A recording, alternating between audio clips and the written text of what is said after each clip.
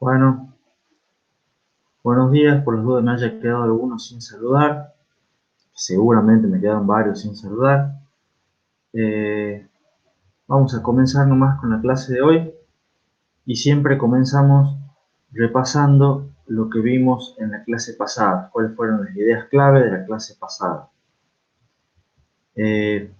Empezamos, la idea de todo el tema 7 es diseñar un camino de datos desde cero. Y el objetivo que nos propusimos es que, pensando en la performance, sea con un CPI igual a 1. ¿Qué quiere decir eso? Que ejecute todas las instrucciones en un único ciclo de reloj. Entonces, todas las instrucciones van a demorar un ciclo T, un ciclo de reloj.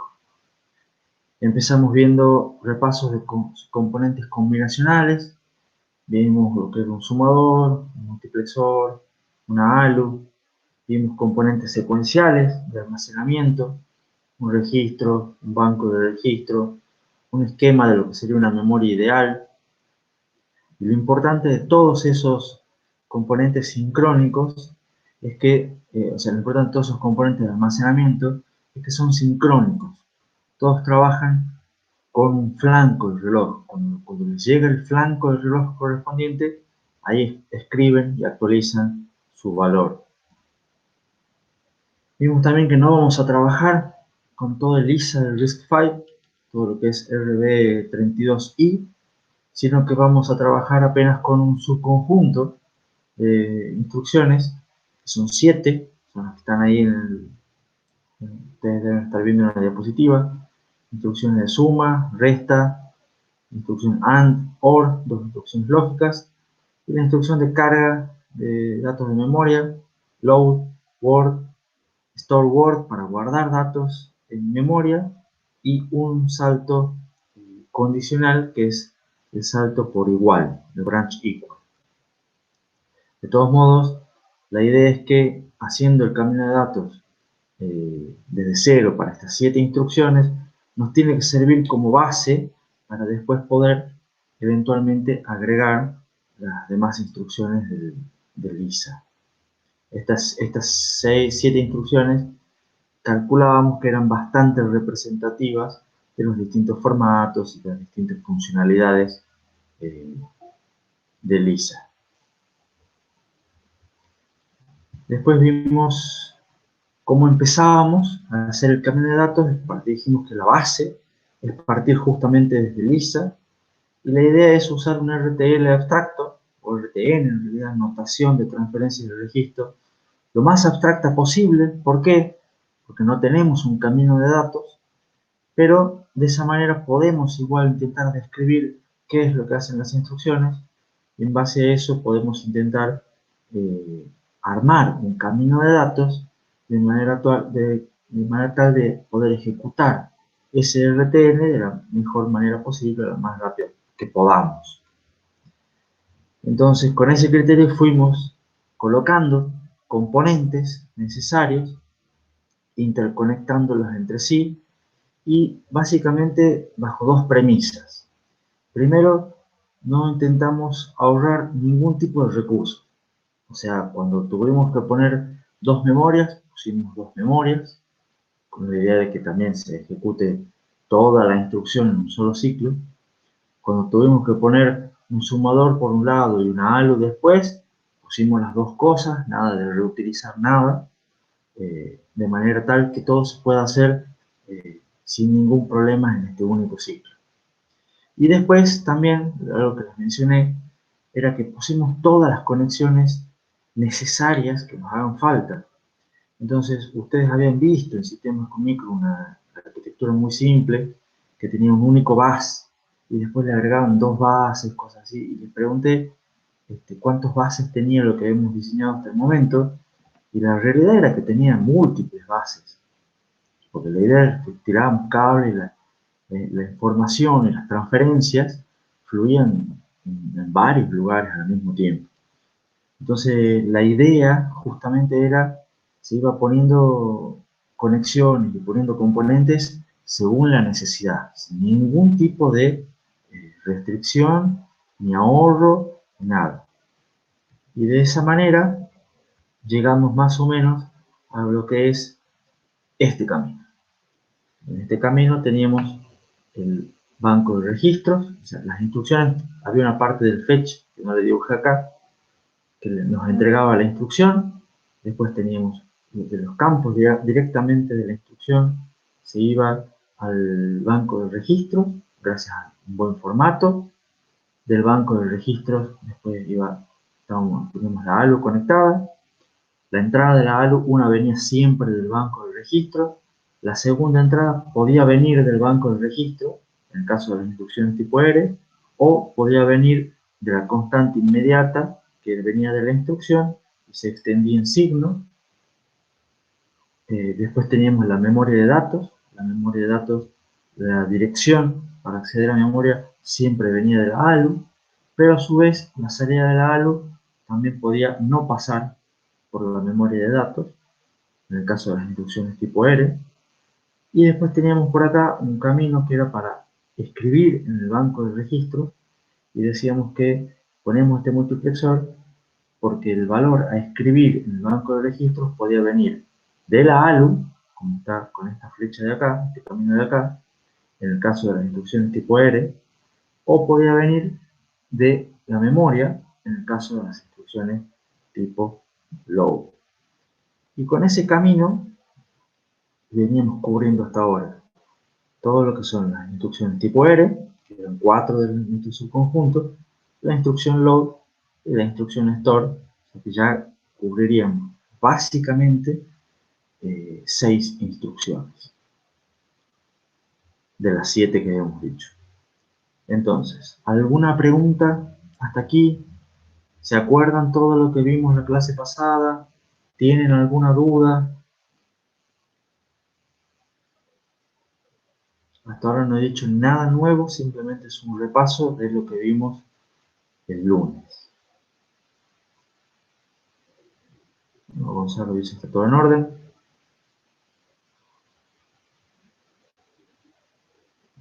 Un detalle que, bueno, está puesto acá en la diapositiva que vale la pena mencionar es, fíjense que como vamos conectando los componentes, se van marcando también en el dibujito lo que son las señales de control.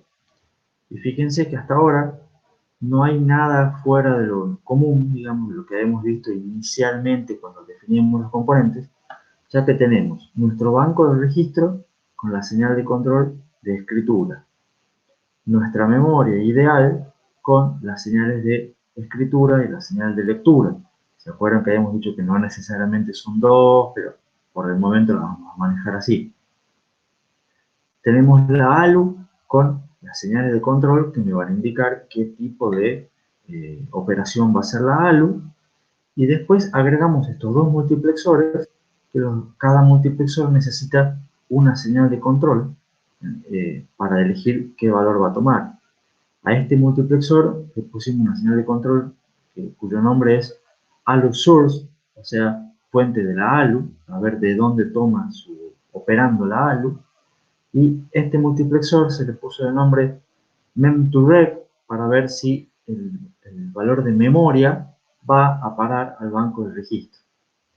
Entonces, este multiplexor es un 1 cuando se toma una constante inmediata, es un 0 cuando toma el valor del banco de registro, y este mem2rec es 1 cuando se usa el valor se escribe en el registro el valor leído de memoria, y 0 cuando se toma el valor leído de la ALU. Pero me parecía interesante remarcar el hecho de que van apareciendo las señales de control y que por el momento no le damos bolilla. Pero no hay ninguna señal que sea, no sé de qué se trata esto que está poniendo por acá el profesor. Creo o espero que no ocurra eso. Bueno, entonces, si con este camino más o menos podemos hacer hasta ahora 6 de las 7 instrucciones que dijimos que íbamos a ver, nos está faltando una instrucción. Y la instrucción es el branch equal. Entonces, ¿cómo hacemos con los branch? Los branch los dejamos para el final porque tienen una serie de particularidades un poquito diferentes de las que vemos en este camino. Primero, vamos a ver cómo sería el RTL de los branch. No los voy a poner, los dejo quizá como ejercicio, pero lo vamos a conversar y lo vamos a explicar. La idea de los branch leen dos registros del banco de registros. Y la idea es que comparan, como no usa flags, el Lisa de RISC-V, la idea es que se comparan los dos registros, en este caso para ver, en el branch equal, para ver si son iguales. Entonces, tiene que leer dos registros del banco de registros. Y después, ¿cómo los compara? Bueno, tenemos la ALU para compararlos. La idea va a ser restarlos. O sea, se comparan, se resta y se verifica si la salida de la ALU es igual a 0. Entonces, de esa manera, fíjense que podemos ver los registros, o sea, de la instrucción leída, una instrucción que sea un branch. Sabemos que tiene que leer dos registros, entonces tiene que acceder al banco. Los valores del banco de registros vienen para la ALU, entonces tenemos este camino y este camino también, o sea, suponiendo que la fuente de este multiplexor tome el valor 0. En la ALU le damos la operación de que reste, entonces ya voy a hacer, ahora con esta salida 0, voy a saber si tengo, si los dos registros son iguales o no. O sea que en principio con este camino hasta ahora, tranquilamente podría ejecutar las instrucciones branch. Ahora, ¿cómo hacemos para calcular la dirección de destino? ¿A dónde va a saltar el salto?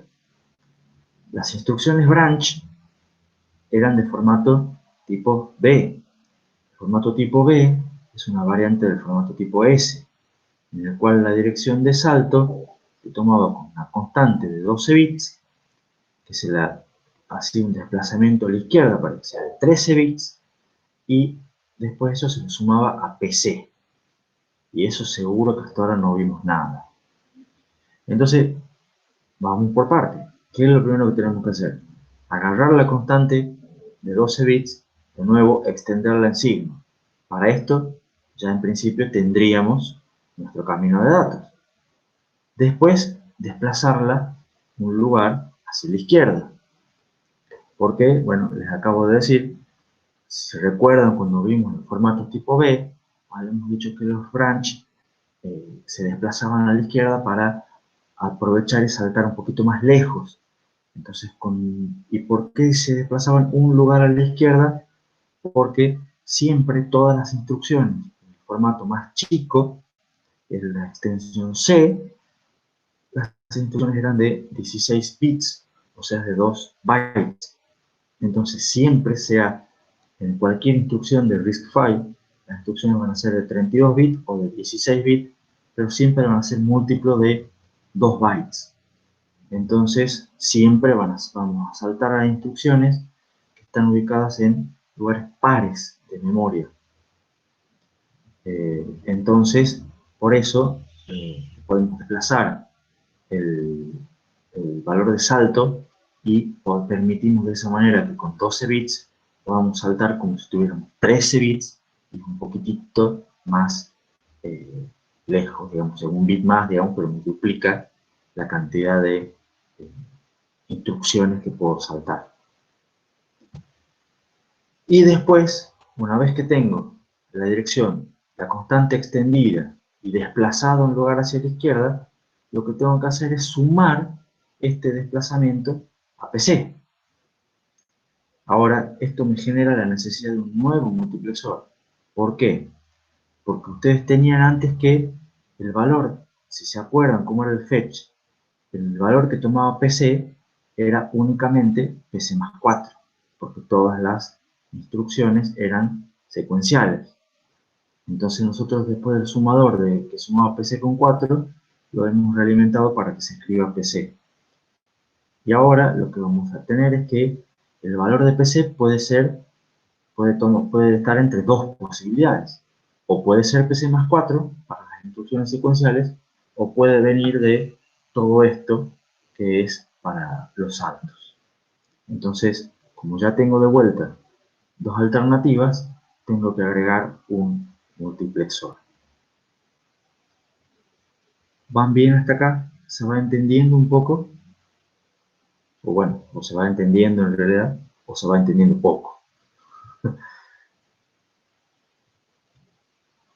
¿Cómo quedaría el camino de datos más o menos simplificado para lo que son los branch? Fíjense, acá tenemos un dibujo, es también simplificado, pero tenemos que de la instrucción, igual que para las demás, lo que hemos visto antes de load, store, tipo R, tomamos los valores de los registros a leer, esos registros se leen, vienen para y directamente la salida del banco de registros se conecta con la ALU, donde la ALU va a tener que restar y eventualmente la salida de la ALU, que vimos que puede tener un 0 o eventualmente comparar toda la salida, eso va de algún modo a determinar si el salto salta o no salta. Pero ese es lo que me va a ayudar a ver si los registros son iguales. Por otra parte, yo necesito de la misma instrucción, saco mi constante de 12 bits, la extiendo en signo, 32 bits, le hago el desplazamiento de un bit a la izquierda, lo ven acá en este ovalito, y lo que tengo que hacer es sumarlo a PC. Ahora, a PC, bueno, lo saco de donde estaba la parte de fetch. Entonces, de la parte de fetch traigo el valor de PC. Y fíjense que tengo que agregar un nuevo sumador. ¿Por qué tengo que agregar un sumador? Y bueno, porque la ALU ya la tengo ocupada para estar haciendo la resta, ¿no? Y además, yo tenía en la parte de fetch un sumador, pero que también lo estaba ocupando para hacer PC más 4. Entonces acá, como tengo que sumar otras cosas, pongo otro sumador.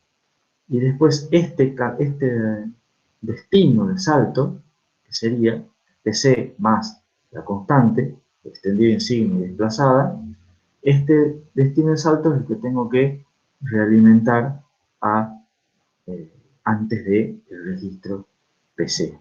Profesor, Sí, si tengo ya dos ALU funcionando, no me demoraría más de un T, porque tengo que esperar hasta que la primera ALU me diga si es igual a cero o no.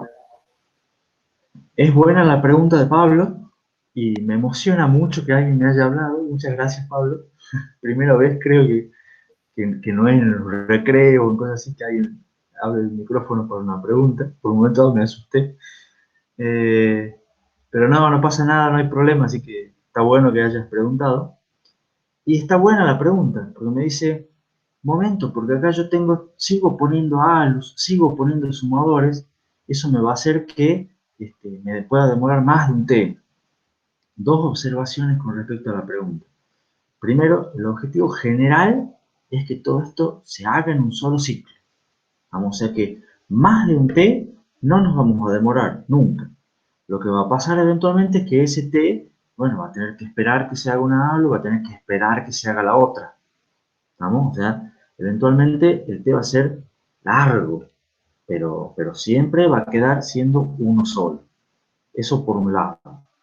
Y por otro lado, fíjate que muchas de las cosas que vamos poniendo, por ejemplo, ahora estos dos, este sumador que está con la ALU, en realidad esta ALU toma los valores del banco de registro. Y este sumador toma el valor de la constante, que viene por acá, de la instrucción, y de PC. O sea que en realidad están tomando valores distintos, están operando con diferentes caminos, entonces en realidad se podría decir que están bastante en paralelo los dos. Y este sumador de acá no tiene nada que ver con este, y este valor de acá no tiene nada que ver con este. Entonces, aprovechamos que podemos tirar cables por todos lados, y estas operaciones se están haciendo bastante en paralelo. Ahora, sin embargo, la observación, creo que por ahí viene también lo de Pablo, la salida de la algo me está eventualmente condicionando, che, el valor que yo tengo que controlar, de qué voy a escribir en PC. O sea, si el salto no va a saltar, en PC se va a escribir PC más 4. Y si el salto va a saltar, tengo que escribir el valor que yo calculé acá con el sumador. Entonces, de algún modo, este resultado sí me está condicionando, pero no me está condicionando la actividad de este sumador, sino me está condicionando lo que eventualmente vendrá después de esto. ¿Se entendió un poco? Por ahí venía la pregunta, Pablo. Sí, clarísimo. Bueno, genial. ¿Alguno otro tiene alguna otra pregunta? Entonces, la ALU que está abajo, digamos que resta los dos registros solamente para determinar si se va a hacer el salto o no. Por el momento sí, solamente para determinar, compara los registros leídos del banco y solamente me sirve para determinar si el salto va a saltar o no. O sea, si los registros son iguales o no. El cálculo de dónde va a saltar lo hacemos por otro lado, que es con este sumador de arriba. Y fíjense que toma otros datos. Y fíjense además otro detalle. Esto es solo un sumador, o sea, siempre va a sumar. Va a sumar el valor de PC con el valor de la constante. Esta es la ALU que operaba con los registros. Que eventualmente a veces suma, a veces resta, y tiene que hacer la operación de AND y tiene que hacer la operación de OR. Este de acá arriba solamente suma, porque siempre va a sumar a PC el valor de la constante.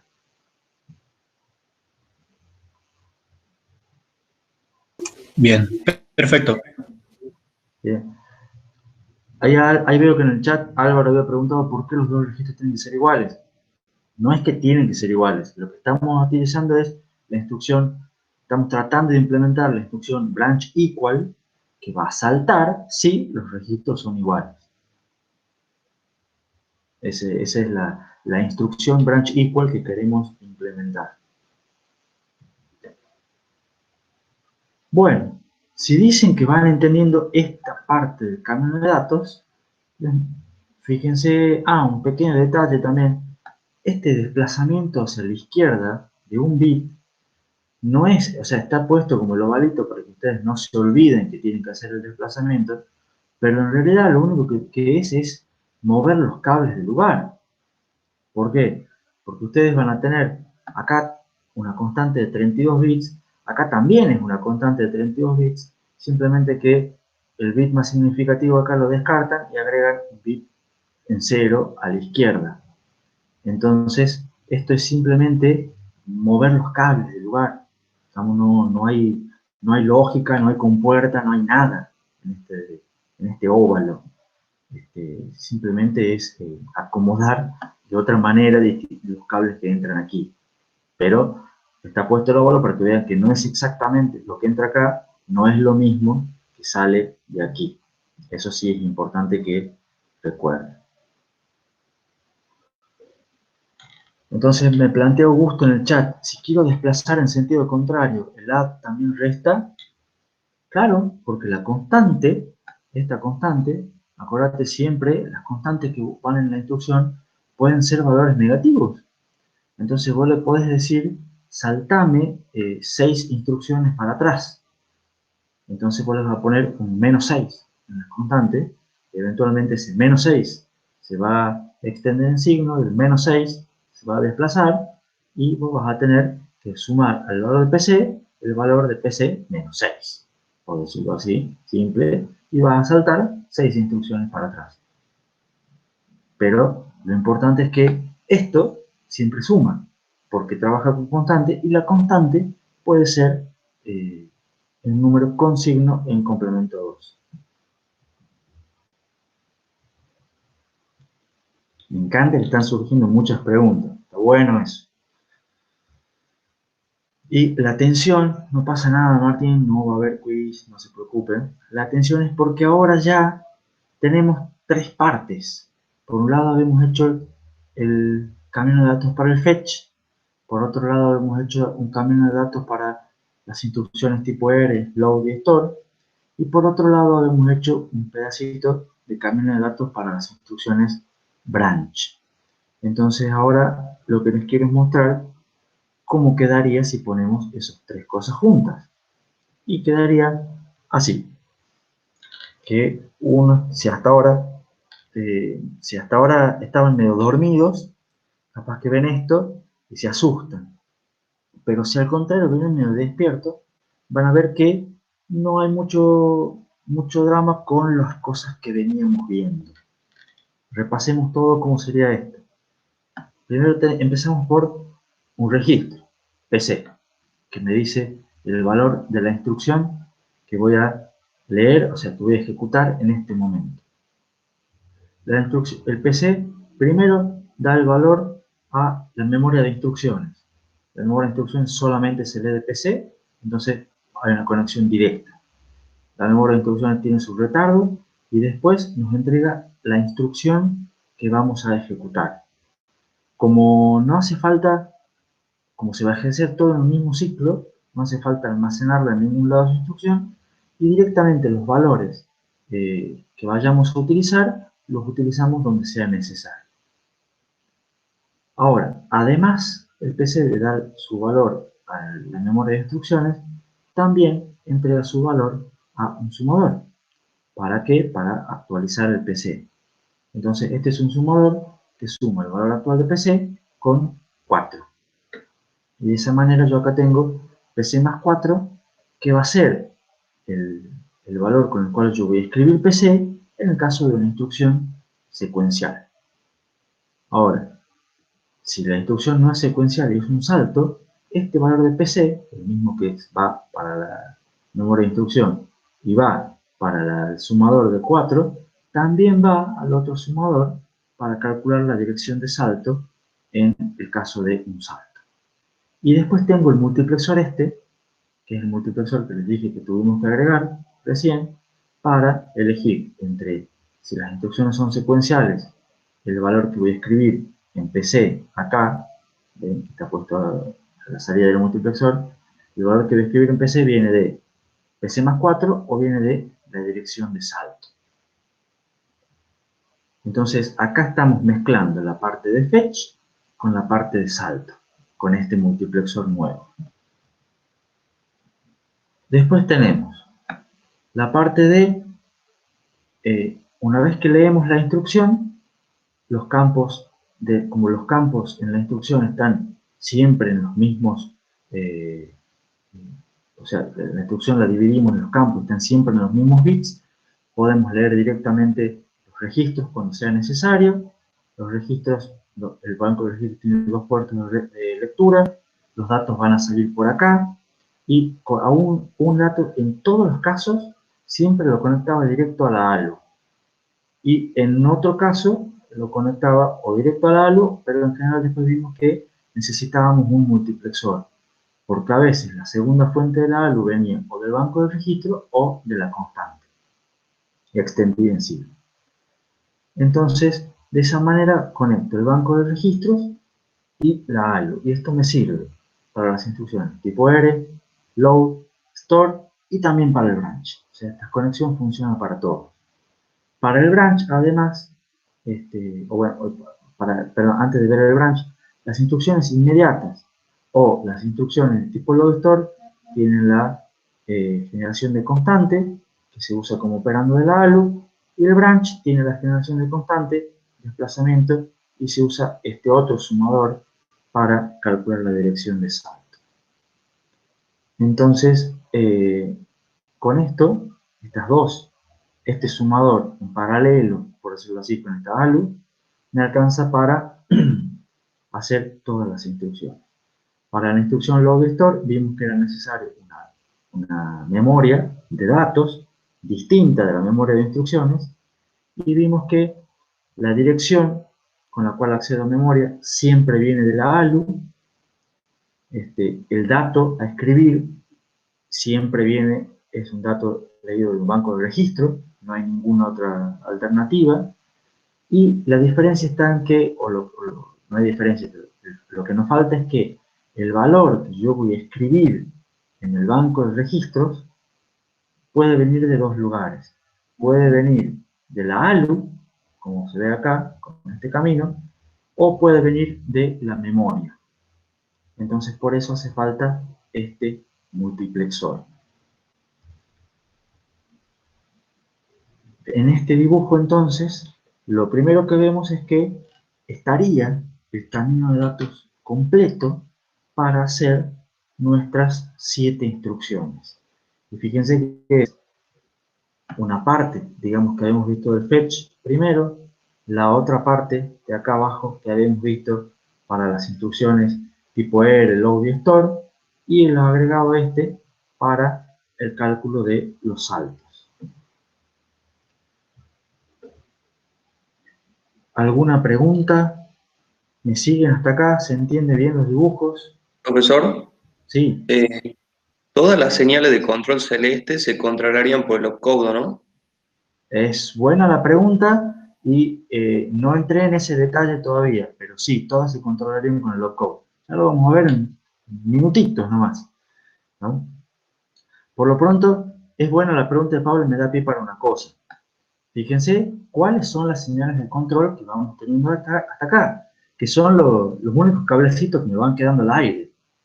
La mía, para las que ya vimos, para cuando vimos el camino de datos de load, tipo R y store.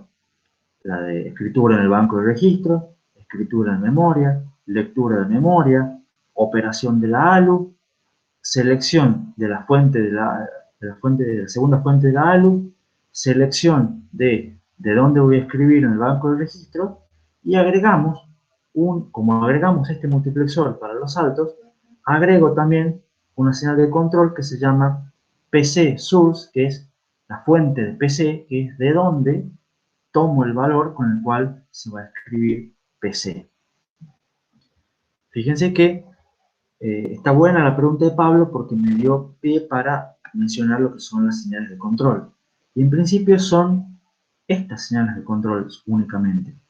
Son 1, 2, 3 para controlar multiplexores, 3 para controlar banco de registros y memoria, y la señal de control de la ALU. Hasta ahora no estamos necesitando nada más.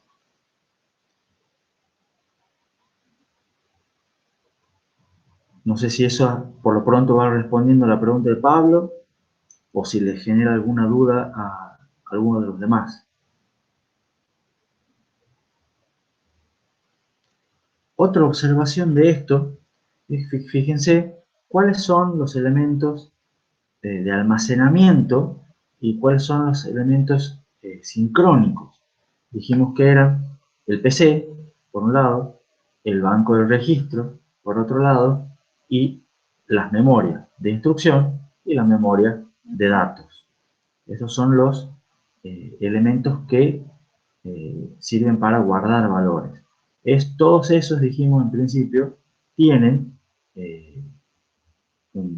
una señal de clock. O sea, cuando llegue el flanco del reloj correspondiente, acá el PC va a actualizar su valor con lo que tenga en su entrada y va a empezar a propagar las señales. En particular, la memoria de instrucciones, como no se escribe nunca, hasta la podríamos considerar combinacional. Simplemente recibe un valor a la entrada y después de cierto tiempo genera una salida. Nosotros hasta ahora no escribimos nunca la memoria de instrucciones. Pero después, el banco de registros sí escribe. ¿Cuándo se va a escribir el valor en el dato de registro? Bueno, obviamente, si tiene esta señal activa, va a escribir en el registro que esté acá, el dato que esté acá, pero ¿cuándo lo va a escribir? Lo va a escribir en el mismo momento que se escribe el PC, cuando le llegue el flanco del reloj. ¿Estamos? Porque los elementos son sincrónicos. Entonces, cuando se escriba acá, voy a poder leer y escribir los valores correspondientes en el banco de registro. Y lo mismo con la memoria de datos. Eventualmente la escritura se va a hacer cuando llegue el flanco de reloj correspondiente. Eso porque no está dibujado el reloj, pero recuerden que siempre está el clock.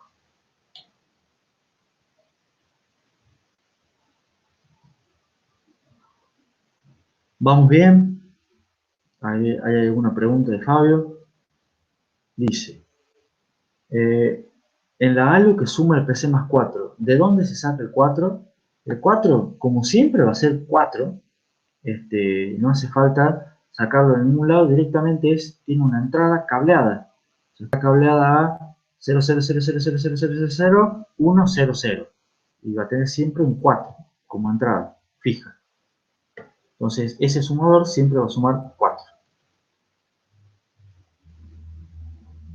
En realidad, diseño lógico lo podrías optimizar y podrías vos hacer un sumador específico que reciba una entrada y siempre genere una salida que sea la entrada más 4. También es un sumador conceptual ese, pero la idea es un sumador que siempre suma 4. El 4 está cableado.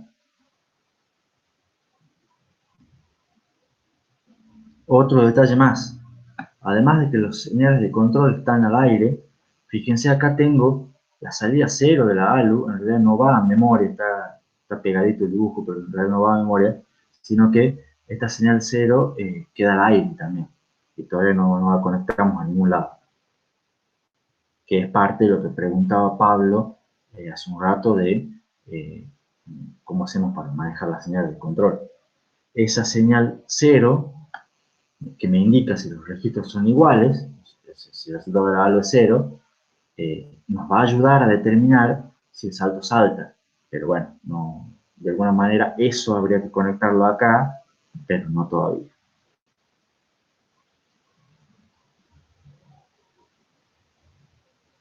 ¿Preguntas?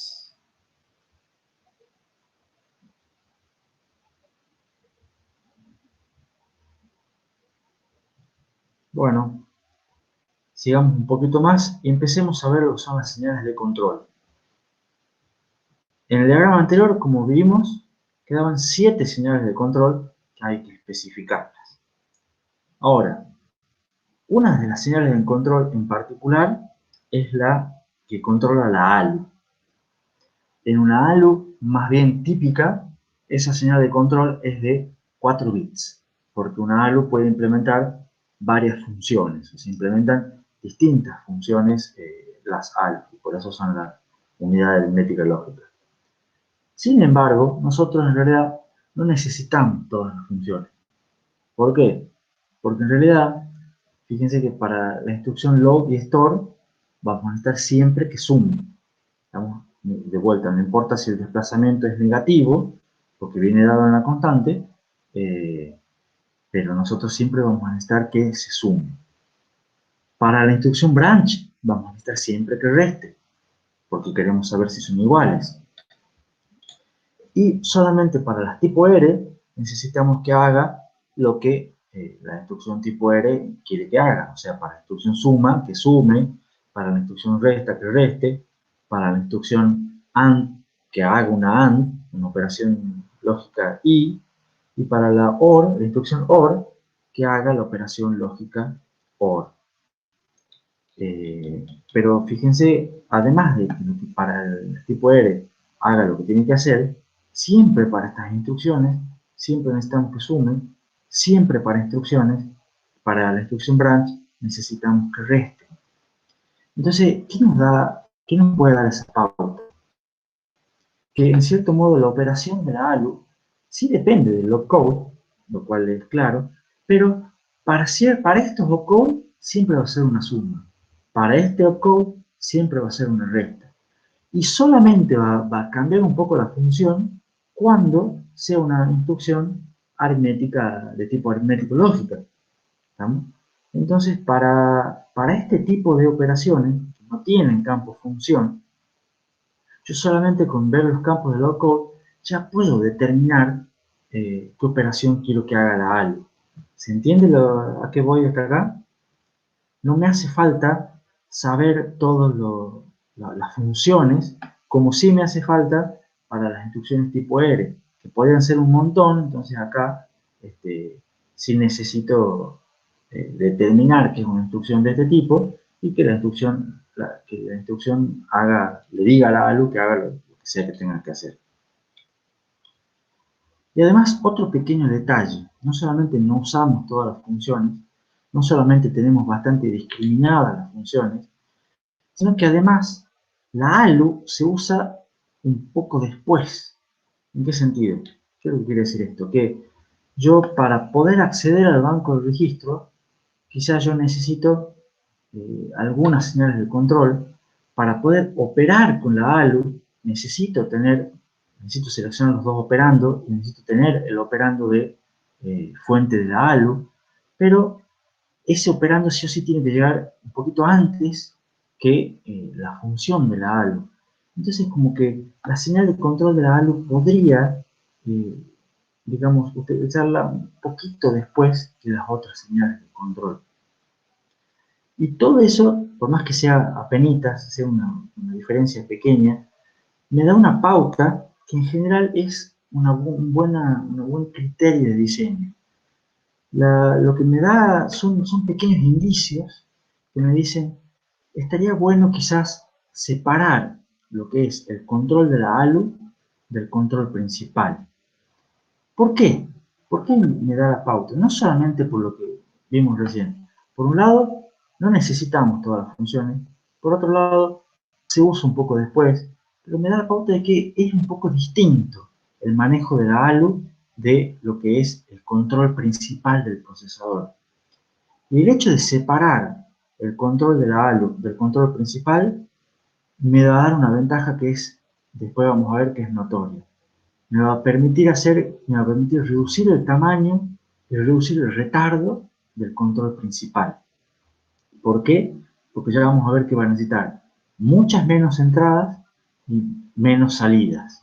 Y de esa manera va a ser un control más chico y va a ser más rápido. Porque ya vimos que en general cuando las cosas son más chicas, son un poco más veloces. ¿Se entiende un poco acá la idea de esta diapositiva y más o menos el por qué conviene separar en dos? La idea de fondo de esta diapositiva es que, en general, más allá de aprovechar estos detalles de por qué conviene separar el control de la ALU puntualmente, lo importante es que va de vuelta con algo que hemos visto como principios de diseño de ISA. Si vamos viendo que algo, en este caso puede ser nuestro control principal, puede ser largo, complicado y grande, conviene partirlo en dos. Y conviene siempre manejar dos cosas más pequeñas, porque probablemente sean más simples y más rápidas. ¿Estamos? Esa idea general de diseño la vimos con diseño de ISA y la volvemos a utilizar acá, en cierto modo, como diseño de hardware. En vez de tener un control que sea grande y complicado y lento, por decirlo así, me conviene separar en dos controles que sean un poco más pequeños y, por ende, un poco más rápidos. Entonces, la idea de diseño es la misma. Separar, dividir y tratar de achicar. Entonces, ¿cómo sería el control de la ALU? Eso es importante, es un control local, o sea, es solamente para manejar la ALU. Y también es importante, esto es un control que es completamente combinacional. ¿Por qué? Digamos que vamos a ver por qué es completamente combinacional, porque a la larga recibe, o sea, sus salidas, para manejar la ALU, sus salidas son las 4 señales de control para manejar la ALU, dependen únicamente de la instrucción que estamos ejecutando ahora y eventualmente del campo función, o sea, depende a la larga de la instrucción que estamos ejecutando ahora.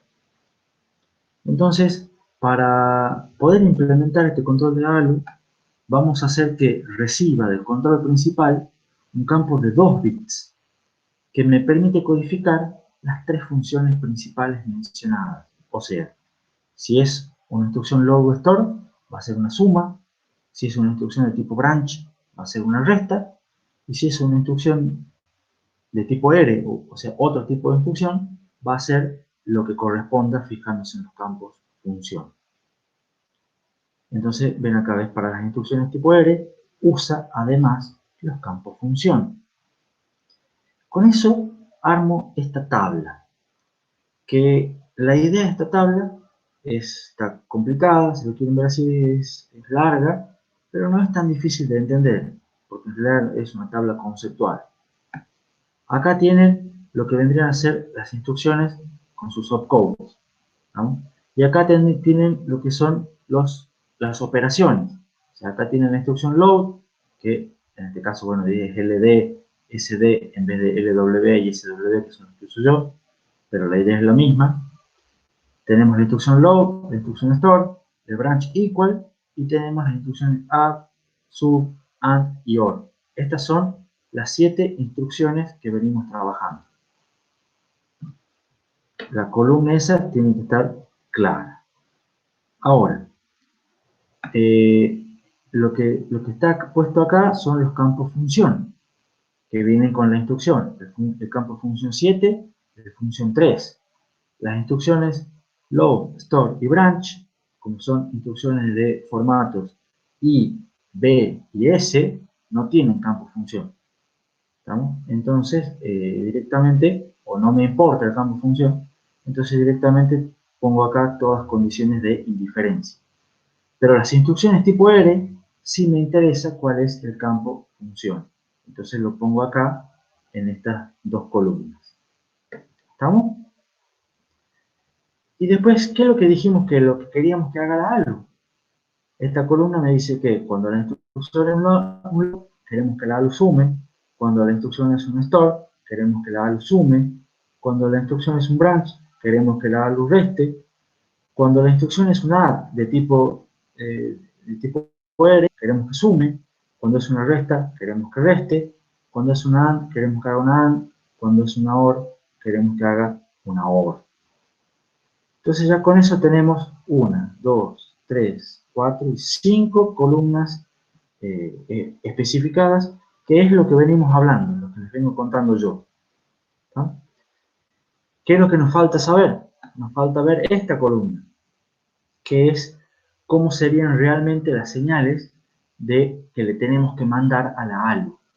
Entonces, cuando queremos que sume, le tenemos que mandar una señal 0010 a la ALU. Cuando queremos, fíjense entonces que cada vez que hay una suma acá, está el 0010. Esas son las señales de control correspondientes, son los 4 bits que le tenemos que dar a la ALU para que haga una operación de suma. ¿Vamos? Entonces fíjense que cada vez que queremos que sume, acá tenemos 0010. Cuando queremos que reste, los valores de 4 bits que hay que darle son 0110. 0110. Cuando hago una AND, es todo 0, cuando hago una OR, 0001. Entonces, esto es lo que realmente se le va a dar como entrada a la ALU. Y estos valores están dados de lo que vendría a ser la hoja de datos de la ALU en cuestión. ¿Tá? De ahí vienen estos valores de aquí. Estos valores dijimos que vienen de la instrucción. Entonces, lo único que me falta especificar es esta columna. Y esta columna son estos 2 bits ALU-OP que yo les comenté, que vendrían del control principal. Y esta idea sería que yo del control principal, cuando hago la decodificación de la instrucción, veo que si es una instrucción load y store, pongo estas señales de control en 0. Cuando es una instrucción branch, pongo estas señales de control en 0,1 para indicarme que es un salto. Y cuando viene una instrucción de las otras 4, como son tipo R, pongo una señal de control en 1,0. Entonces, de manera que con estas señales de control, entonces yo ya puedo distinguir cuáles son de las 3 funciones principales de la ALU que yo quiero. Tengo que hacer una suma, tengo que hacer una resta, tengo que hacer lo que diga la instrucción. Entonces yo ya sé que, en resumen, si yo tengo un ALU 00, yo ya sé que tengo que hacer una suma, entonces el valor de la salida va a ser el siguiente. Si yo tengo una instrucción, unos 2 bits ALU 01, yo ya sé que la instrucción es un salto, entonces tengo que hacer una resta. Y si yo recibo un ALU igual 10, entonces me tengo que fijar en los campos función, que son estos de acá, y en base a eso voy a determinar cuál es la operación de la ALU. ¿Se entendió mi explicación de la tabla? No es una explicación sencilla, tenían que estar medio despiertos. Profe, ¿cómo Sí. obtiene la columna ALU Control Input? Perdón, ¿cómo obtengo cuál columna? La ALU Control Input. O sea, es la última. Esta es la que te digo, esta es la que vos, para saber qué valores tenés que poner, tenés que fijarte en tu hoja de datos de la ALU que vos vayas a poner, y la que pusimos nosotros tenía 4 bits y eran para cuando queríamos que sume, había que darle esa combinación. Básicamente, esto es lo que viene con la ALU que vos te comprás y que vos pones en el procesador.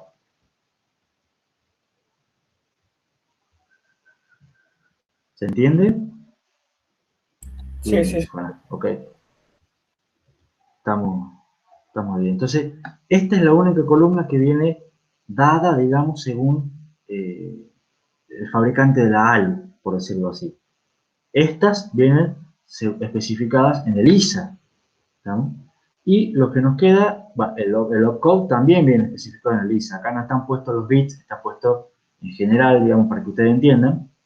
Y nos faltaría esta columna ALUOP que, digamos, no viene de ningún lado, esta la tenemos que generar nosotros en el control principal.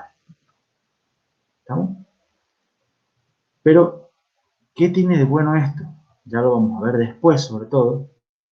Fíjense cómo me quedaría ahora el camino de datos completo, una segunda versión, donde yo agrego el control de la ALU. Vamos, y fíjense, acá está un poquito más acomodadito, un poquito más. Es el mismo de antes, ¿estamos?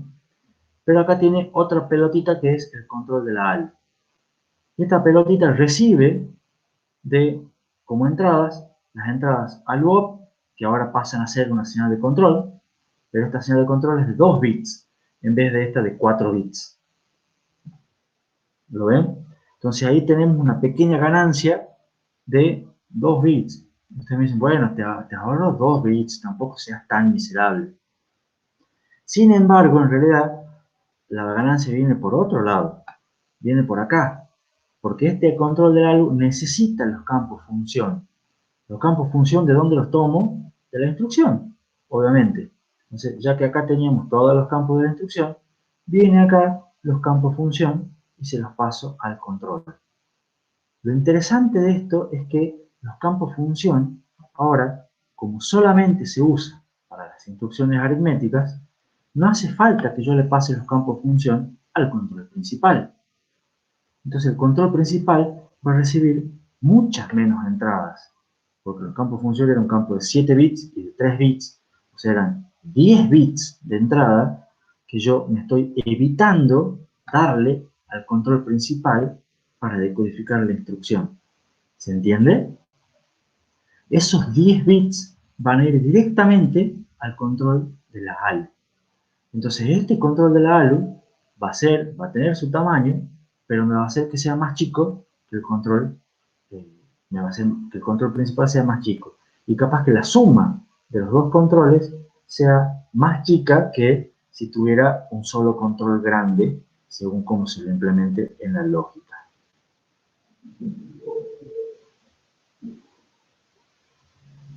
Otro detalle que pusimos acá es que ya empecé a agregar, digamos, los bits correspondientes a los campos. Entonces, fíjense acá, ustedes ya saben que el dato leído, el valor del registro fuente 1, siempre va a estar en estos bits que son 1915. Si ustedes repasan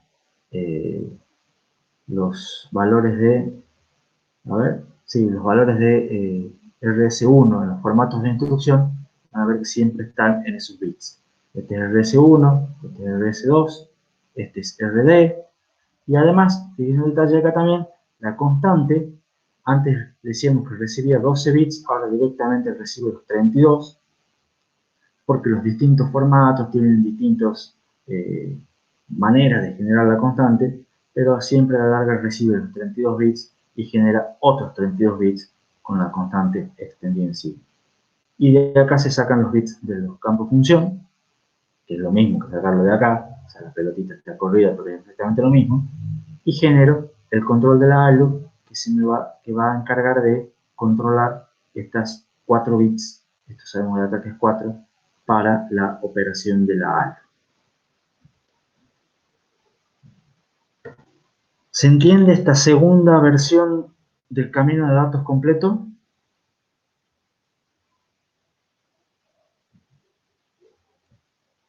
Sí, dice Jonás. ¿Alguna pregunta? ¿Quieren que sigamos un poquito más o quieren que hagamos un recreo ahora, que son las 9 menos 2 minutos? ¿Cuán despiertos están? ¿Cuántas ganas de café tienen o ganas de ir al baño? Luis quiere un recreo. Franco también, Martín también. Bueno, listo, hacemos un recreo. Hacemos un recreo hasta las 9 y 8. 10 minutitos. A las 9 y 8, según mi PC, arrancamos de vuelta y seguimos con la segunda parte.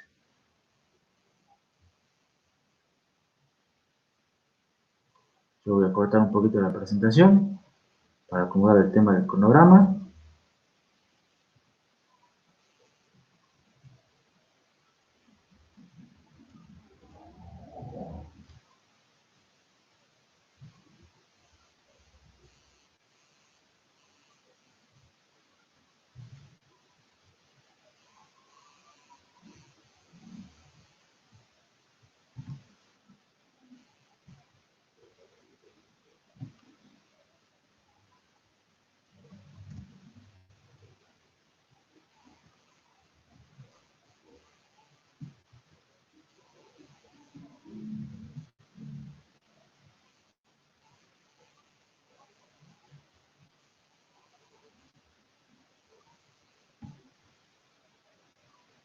Ya estamos de vuelta con la presentación.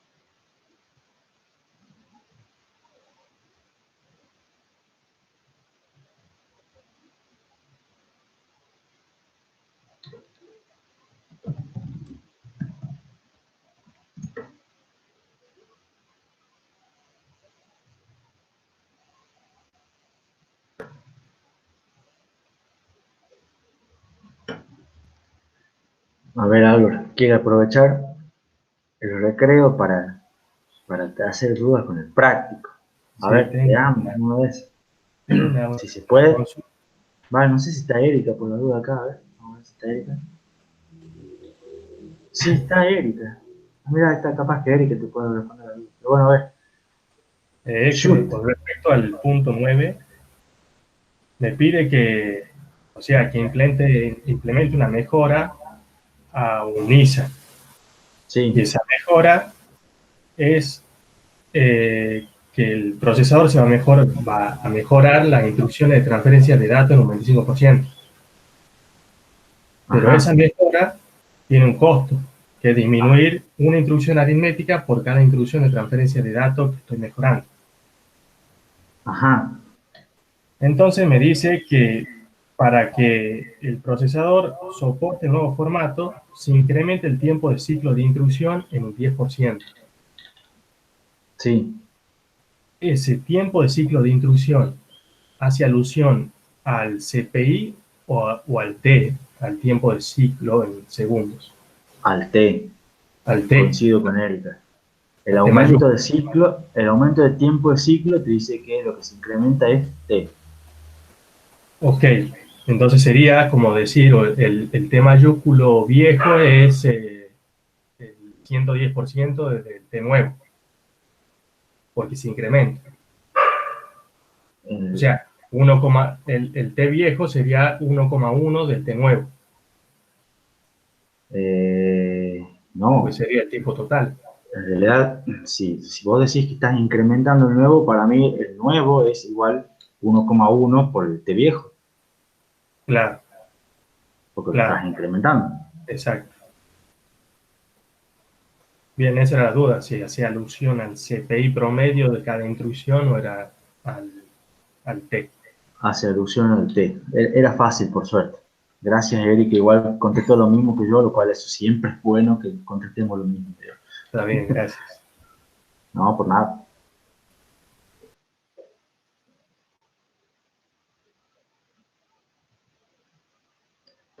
Y ahí Roberto aprovecha y mete la cuchara y pregunta, ¿se refiere al tiempo de esa instrucción de acceso a memoria o de todas las instrucciones? Y fíjate que si estamos diciendo que modificamos a la duración del ciclo T, el ciclo T es el mismo para todas las instrucciones. Hay un T particular para cada instrucción. El ciclo T, la duración del ciclo es el mismo para todas las instrucciones. No, por nada.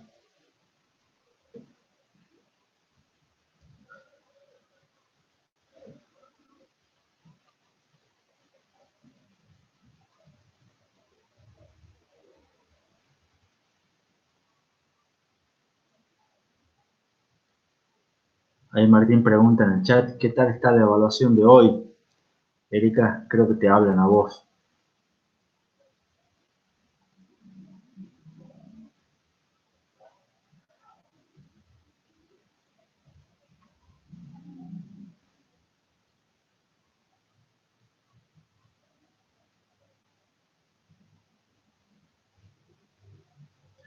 Ahí Jonás hace otra pregunta.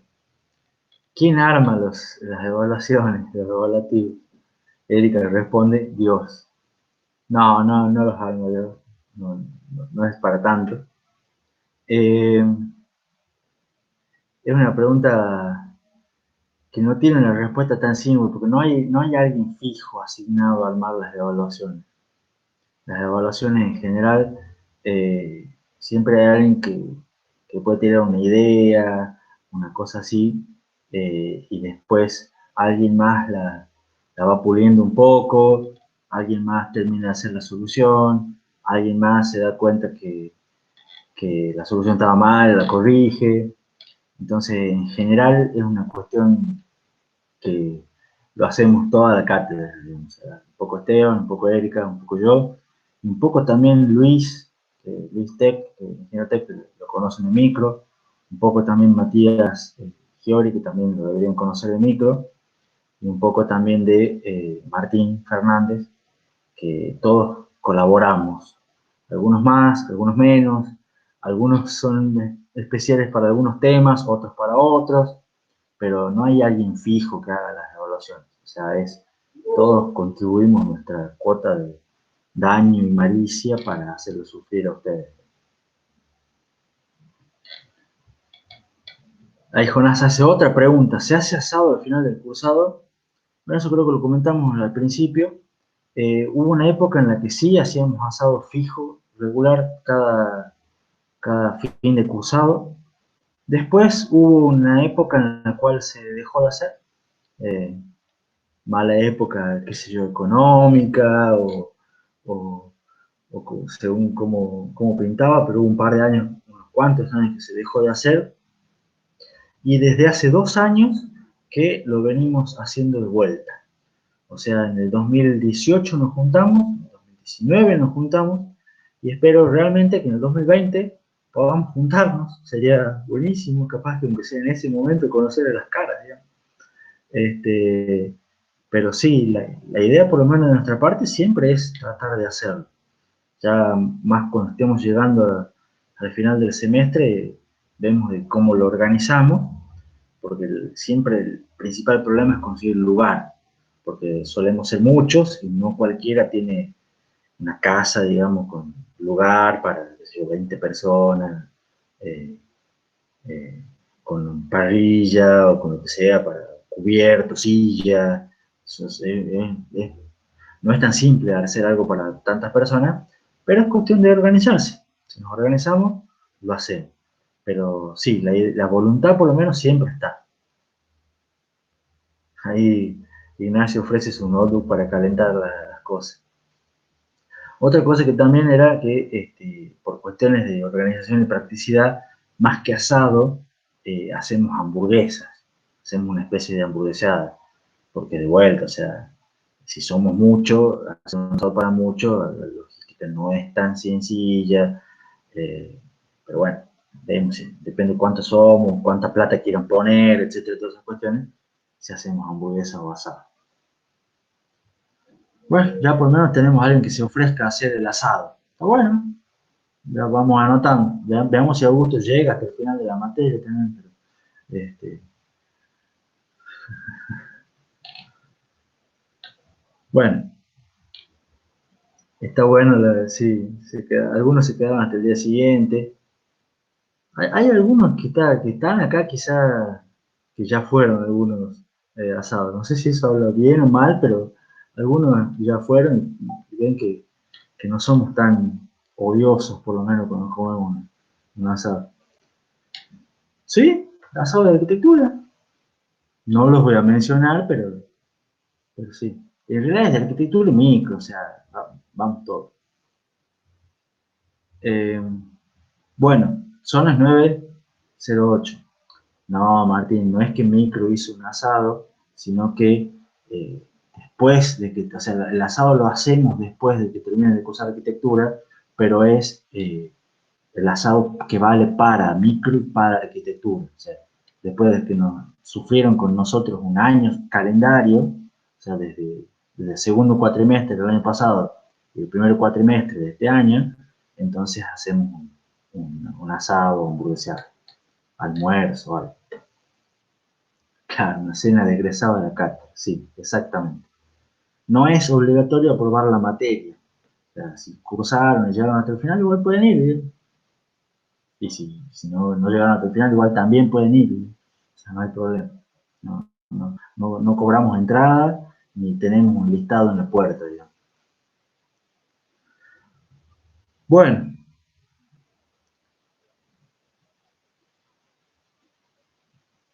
Así habiendo preguntas, a mí me gustaría volver al tema 7. Martín aparece, dice, va la gente que cursamos materia, sí, no es obligatorio aprobar. No es obligatorio aprobar para ir al asado o hamburguesear. Y Augusto pregunta si la cátedra solo alcanza esas dos materias. Sí, por el momento estamos dando esas dos materias. Antes teníamos una tercera materia, pero ahora pasó para la especialización. Entonces, en la especialización, en la famosa API, ahí también van a seguir renegando con nosotros, si alguno quiere hacerlo. Pero por el momento solamente somos dos materias, lo cual para algunos es demasiado, pero para otros quizás sea poco. Bueno, podemos volver con el tema 7. ¿Tienen preguntas sobre el camino de datos uniciclo? Después hacemos las preguntas sobre asado. Bueno, tengo la autorización de Martín. Entonces, quédense con esa imagen que la estuvieron viendo todo el recreo, por algo la dejé a propósito. Y vamos a ver lo que es el cronograma, que también es bastante sencillo. Hoy debes terminar con el tema 7. A las 13, ya saben, con Erika tienen la evaluación del tema 3. Y durante el día de hoy vamos a publicar el enunciado y la guía del laboratorio 1, que tiene un problema, está hermoso, me encantó. Estuve anoche haciendo la solución. El viernes vamos a empezar con el tema 8 y en principio el lunes terminamos el tema 8 también. Vamos a tener clase el viernes, vamos a tener clase el lunes y quizás hasta ahora no hay ningún anuncio de qué va a pasar el lunes, así que en una de esas el lunes nos veamos en la facultad. Personalmente no creo, espero que para el viernes tengamos novedades, el más 14 de Martín o algo así, pero bueno, hasta ahora no hay novedades, toda la cuarentena es hasta el 26, entonces lunes 27 quizás nos veamos en la facultad. Vamos a ver qué pasa hasta el viernes. Entonces, ya hemos visto el camino de datos, ya hemos visto el control de la ALU, vamos a ver lo que nos queda ahora, que es el control principal. Y de vuelta, del camino de datos anterior vimos que necesitamos establecer 6 señales de control de 1 bit para los 3 multiplexores, para la escritura del banco de registro, la escritura de memoria y la escritura de la lectura de memoria, perdón. Y 2 bits para el campo ALUOP que nos inventamos para controlar la ALU y simplificar el control principal. Ahora sí, los valores que tomarán estas señales, esas 8 señales de control, van a depender únicamente de la instrucción a ejecutar. Y en particular, van a depender únicamente del opcode. ¿Por qué? Porque las instrucciones que eran tipo R, y distinguirlas unívocamente, necesitaban el opcode y el campo función. ¿Se acuerdan? Pero nosotros ahora, al separar el diseño del control principal, mandamos la decodificación del campo función todo al control de la ALU. Entonces el control principal no necesita saber los valores del campo función, porque sabemos que no lo va a necesitar. Eventualmente dirá, es una instrucción de tipo R, no sé qué instrucción es, fíjate en el campo función, y va a eventualmente poner únicamente los valores de ALUOP correspondientes que vimos en la tablita anterior. ¿Se entiende la idea? El control principal solamente va a depender esas señales, estas 8 señales de control que tenemos acá, estos 8 bits, digamos, de las señales de control, dependen únicamente del opcode. Y nuevamente es totalmente combinacional el control principal. Esto es en parte porque las instrucciones se ejecutan en un solo ciclo, entonces estamos todo el tiempo de ciclo ejecutando una única instrucción, entonces no hay nada que cambie de la instrucción, entonces el control es totalmente combinacional. Hay un detalle que faltaba. La señal PC source, o sea, la señal fuente del PC, va a depender del resultado de la ALU. ¿Recuerdan que habíamos dicho, inclusive Pablo había hecho una pregunta? Entonces, en realidad, lo que vamos a hacer para el control principal, vamos a generar una señal branch, que solamente me indique que es un salto. Y después vamos a hacer que la señal esta de control PC source sea una AND entre esta señal de control branch y la señal 0 de la ALU. O sea, vamos a agregar una compuerta lógica de 1 bit en el camino de datos para poder generar esta señal de control. ¿Se entiende eso último que acabo de decir?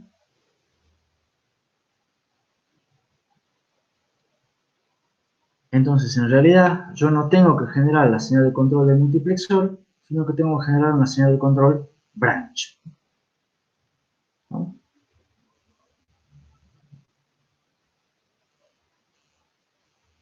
¿A dónde iría? Bueno, ¿dónde iría? La pregunta Martín, la señal PC source, vamos a poner el camino de datos, es esta, la que controla de dónde tomo el valor para escribir PC. ¿Ven? Controla esta entrada. Y controla si lo tomo de PC más 4 o del salto. Entonces para eso va a depender si salto o no. Entonces acá tengo el 0, la idea voy a agregar una señal de control branch, que va a venir de la unidad del control principal, voy a hacer una AND con esto, y eso va a controlar este multiplexor. Ya lo vamos a ver después.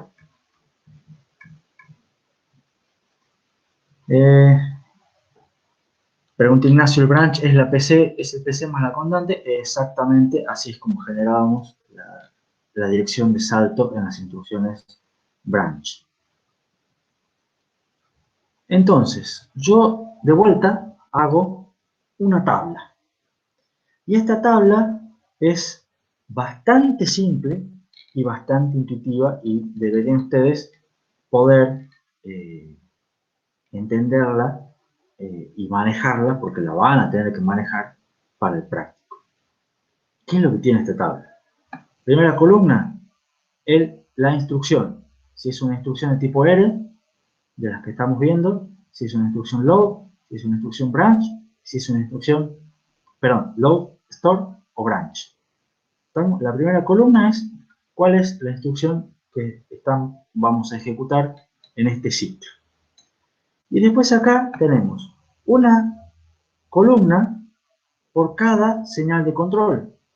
Entonces, esta es la señal de control a los source, que me controla el multiplexor que estaba en la segunda fuente de la ALU. Esta señal mem2rev es la señal de control que me controla el multiplexor, que me dice de dónde tomo el dato con el cual voy a escribir el banco de registro. Esta señal de control es la señal de control que me dice si voy a escribir o no el banco de registro. Esta señal de control es la que me dice si voy a leer memoria.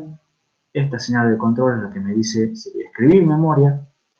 Esta señal de control es la señal branch, que acabo de decir acá, que voy a generar cuando la instrucción es un salto. Y estos son los 2 bits del ALU-OP que me va a ayudar a controlar el control local de la ALU para que la ALU haga las funciones que tiene que hacer. Entonces, esta tabla tiene las instrucciones, cada instrucción en una fila y cada señal de control en una columna.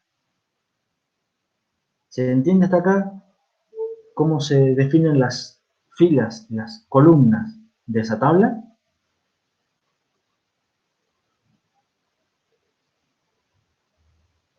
Les digo de vuelta por las dudas, tienen una fila por cada instrucción y una columna por cada señal de control. Eso es lo importante de esa tabla. Y después, bueno, es empezar a rellenar los valores con ceros y unos. Recordemos que todas estas son de un bit. La primera que podemos hacer, que es ALU-OP, porque ya la estuvimos viendo. Entonces, si volvemos atrás a ver la tabla de... ya me pasó de más. La tabla de ALU-OP, esta, para una instrucción load, ALU-OP valía 0, 0. Para el store lo mismo. Para un branch valía 1 y para una instrucción tipo R valía 2. Eso es lo que hemos definido nosotros como lo que recibía de entrada ALU-OP. Entonces, ¿cómo va a tener esto? Para una instrucción load y store, ALU-OP va a valer 0. ¿Lo ven acá? Para la instrucción branch va a valer 0, 1 y para una instrucción tipo R, 1, 0. Y eso es lo que dijimos recién. ¿Se entiende? Después empezamos a completar cada uno de estos señales de control para estos multiplexores y para todos los demás. Arranquemos con, de vuelta, de la derecha hacia la izquierda porque es quizá un poco más fácil. La instrucción branch, esa señal de control, dijimos que solamente se tiene que activar cuando es un salto. Entonces, para las instrucciones tipo R, esa señal de control tiene que valer 0, para las instrucciones load tiene que valer 0, para las instrucciones store tiene que valer 0, para la instrucción branch tiene que valer 1. ¿Van viendo cómo vamos llenando la tabla? Esta instrucción, esta señal de control, perdón, es una señal de control que me controla la escritura de la memoria. Entonces, ¿las instrucciones tipo R escriben en memoria? No, entonces tengo que tener un 0. ¿La instrucción load escribe en memoria? No, lee de memoria. Pero entonces la señal de control de escritura tiene que ser 0. La instrucción store escribe en memoria, claro, eso es lo que hace la instrucción store. Entonces acá tengo que poner una señal de control igual a 1. La instrucción branch escribe en memoria, no, entonces pongo un 0. ¿Me van siguiendo? Y hacen lo mismo con las demás. La instrucción la señal de control que lee de memoria solamente va a ser 1 para una instrucción load. Es la única instrucción que lee de memoria. Para todas las demás va a ser 0. Esta es la señal de control de escritura en el banco de registros. Las instrucciones tipo R, todas escriben en el banco de registros. Por eso tienen el campo RD. Guardan siempre el resultado en un registro. Entonces van a tener todas esta señal de control en 1. La instrucción load también escribe en el banco de registros. Entonces va a tener su valor en 1. La instrucción store no escribe en el banco de registros, escribe en la memoria. Entonces va a tener un 0. La instrucción branch lee registros, pero no escribe ningún resultado. Entonces también va a tener la señal de escritura en el banco de registros en 0. Y ya me faltan los 2 multiplexores. Vamos a ver este primero, el de la fuente de la ALU. Recuerden que fuente de la ALU, si quieren ver atrás, no sé si en cuál está, en esta, fuente de la ALU, tiene un 0 cuando el operando viene del banco de registro y un 1 cuando es una constante inmediata. Entonces vamos a la tabla y las instrucciones tipo R obtienen su operando del banco de registro. La instrucción load, el operando es de la constante inmediata. La instrucción store, de la constante inmediata. La instrucción branch, del banco de registro. ¿Lo ven? Y finalmente nos queda esta que me indica el multiplexor mem2vec. Volvamos a poner el camino de datos. Es este. Perdón. Es este. Es un 1 cuando el dato que voy a escribir en el banco viene de memoria y es un 0 cuando el dato que voy a escribir en el banco viene de la ALU. Vamos a la tabla. La instrucción tipo R que escribe en el banco escribe el valor que viene de la ALU. Entonces tengo que poner un 0. La instrucción load que escribe en el banco toma el valor de la memoria. Entonces pongo un 1. Y estas X son condiciones de indiferencia. ¿Por qué? Porque la instrucción store no escribe en el banco, por eso tiene un 0 acá. Entonces en realidad, tenga el valor que tenga esta señal, no me interesa, porque tome de donde lo tome, ese valor no lo voy a usar nunca. Entonces son condiciones de indiferencia. Ustedes ya las conocen de diseño lógico. De esa manera llenamos la tabla. Y esa tabla de verdad es el control principal de nuestro procesador y es combinacional. Esa tabla, ¿por qué puse tanto énfasis en explicarle? Porque en el práctico es muy probable que ustedes agreguen instrucciones, lo cual van a tener que agregar una fila de acá de la tabla y especificar los valores, qué valores va a tomar cada señal de control para esa nueva instrucción. Y eventualmente les puede tocar que tengan que agregar algo al camino de datos y tengan que agregar alguna nueva señal de control, y en ese caso tienen que especificar la nueva señal de control para todas las instrucciones de la tabla. Siempre la tabla tiene que estar llena. Puede ser con conferencia, pero siempre tiene que estar llena. ¿Preguntas?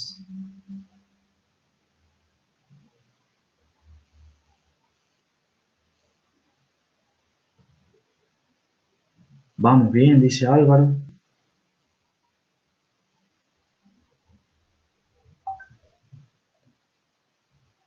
Entonces, ¿cómo hacemos ese control combinacional que dijimos en una tabla de verdad? Entonces, como es combinacional, la implementación de circuitos combinacionales es una tabla de verdad. La idea es buscar simplificar señales mediante condiciones de indiferencia. Pero ustedes, ¿se acuerdan cómo, en base a las tablas de verdad, cómo hacían la síntesis de funciones en diseño lógico?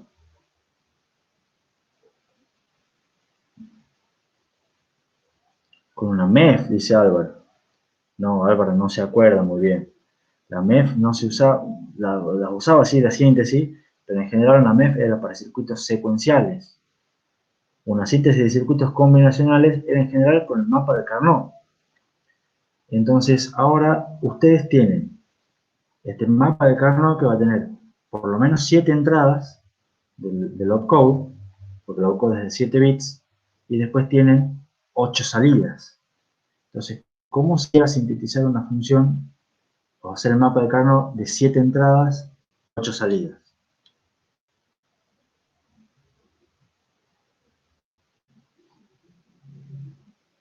Se me hace que no se acuerdan mucho del diseño lógico.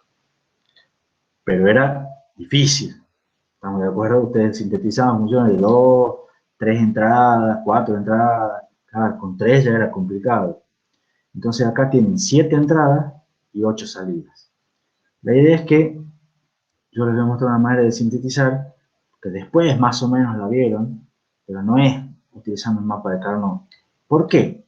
Porque además, fíjense que en realidad esa es la tabla que ustedes quieren. Ustedes no necesitan saber cómo es la combinación de los 7 bits del opcode para la instrucción branch. Pero ustedes saben que cuando tengan la instrucción branch, esta señal, por ejemplo, va a ser un 1.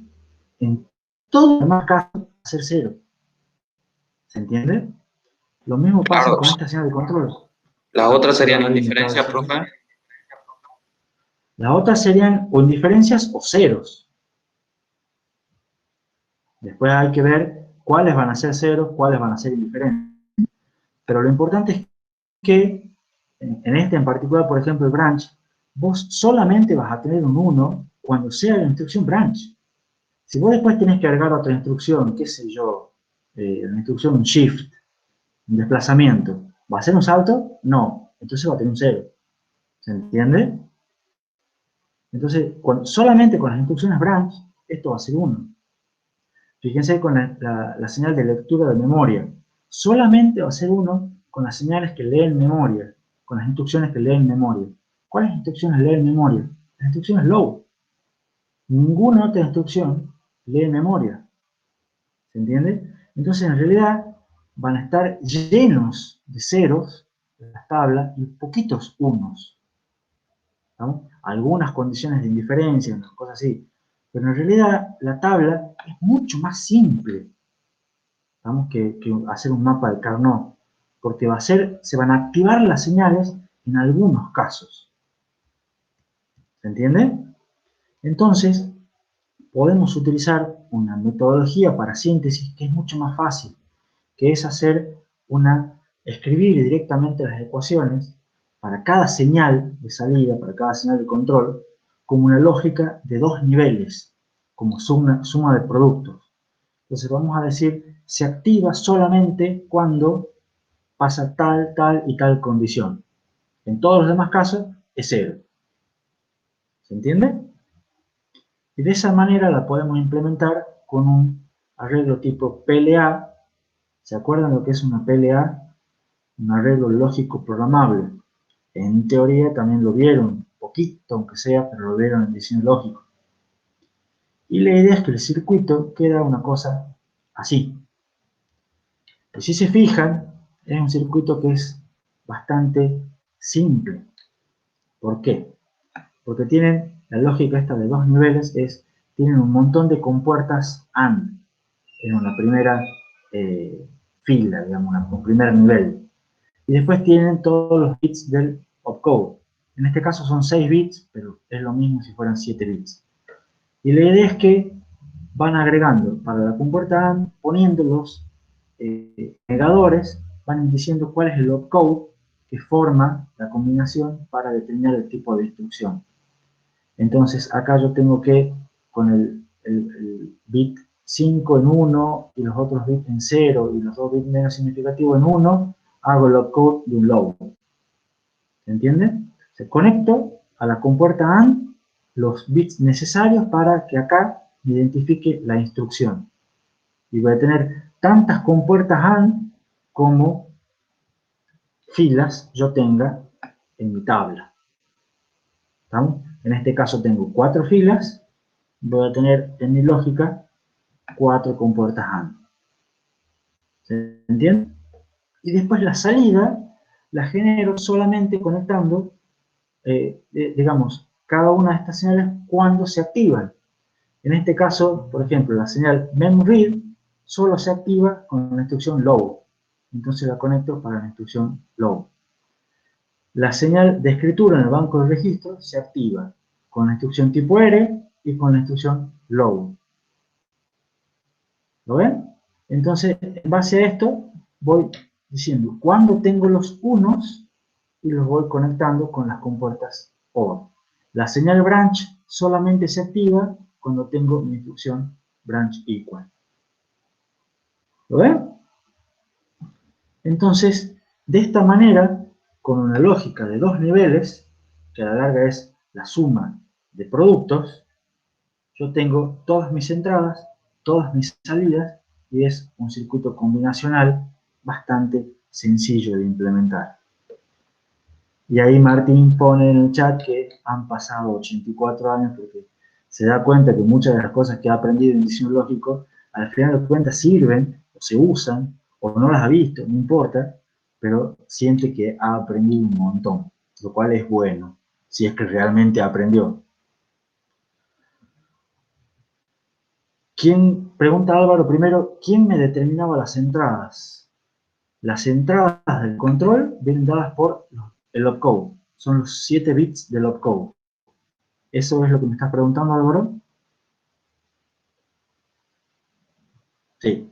En este caso, las entradas del control principal son los bits del opcode. Y después les hago una observación. Antes les respondo a pregunta Álvaro, sí, son 6 acá, tienen razón. Este es un dibujo viejo, pero la idea es la misma. En este caso son 7 bits, ustedes en RISC-V tienen 7 bits los que tienen que hacer acá, y van a tener, capaz que las señales de control también están un poquito distintas, pero la idea es, como les acabo de decir, los valores, o sea, eligen lo que van a poner en la compuerta AND de manera tal de reproducir cada fila de la tabla, y después conectan con las salidas, con compuertas OR, cada vez que se activan. Quizá el dibujo no sea totalmente correcto, pero es el dibujo que tengo, digamos. Es el dibujo que está en el libro, además, ojo, ¿no? Porque esto lo he sacado todo el libro, y en el libro, en esa parte, cuando hacen el control, lo hacen con 6 bits de opcode. No sé exactamente por qué, pero así lo hicieron los autores. Después Augusto me preguntaba, ¿solamente con PLA? Puede ser con DECO, PAL, ROM. En realidad, esto lo puedes hacer con PLA o lo puedes hacer con compuertas. El tema es que es simple porque son una tira de ANDs y una tira de ORs, de compuertas AND y OR. Entonces, justamente el PLA hace eso, digamos, es una tira de ANDs y una tira de ORs. Entonces, por eso es más fácil hacer un PLA. Eventualmente lo podés hacer con cualquier otro circuito combinacional, porque es una síntesis de un circuito combinacional, lo puedes hacer como se te dé la gana. Haciéndolo con PLA es más fácil de ver y es más simple de sintetizar también, porque es como te mencioné recién, elegís qué valores conectás a la AND, qué valores conectás a la OR, y chao. Si querés lo podés hacer con multiplexores o con decodificadores también, pero seguramente te va a dar algo más complejo y que probablemente sea más lento también. No sé si eso responde la pregunta de Augusto. Y ahora fíjense un detalle que les quiero mencionar ahora. Por más que el dibujo no esté bien, y tengan 6 entradas, ustedes en realidad trabajan con 7 bits acá de entradas, que son el opcode, y con 8 bits de salida, las 6 señales de control más las 2 de ALU-OP. Fíjense si ahora no hubiéramos hecho el control de ALU-OP, del control de la ALU por separado, yo acá tendría los 7 bits de opcode más los 10 bits del campo función. Entonces serían 17 bits de entrada por solamente 2 bits más de salida, que son los que me ahorré, serían 17 por, en realidad serían 6 más 4, serían 10. O sea, si yo no hubiera hecho el control de la ALU aparte, tendría 17 bits de entrada y 10 bits de salida. Como hice el control de la ALU, este control tiene solamente 7 bits de entrada y 8 de salida. es un control que, como las entradas son mucho más chicas, son mucho menos, paso de 17 a 7, el control es mucho más simple y es mucho más fácil de implementar. Fíjense que la tabla, esta, es solamente así. Si no ustedes tuvieran no solamente más columnas, sino tendrían que poner muchos más filas para especificar cada una de las combinaciones estas que yo las simplifique como tipo R y que se fije después en el control de la ALU. Entonces ahora se ve un poco más la ventaja de tener dos controles separados, y son dos controles que son dos controles, uno de 7 por 8 y de, ¿cuánto me quedaba? Creo que de 12 por 4, es mucho mejor que tener un control de 17 por 10. Es mucho más chico, la suma de los dos, que uno grande.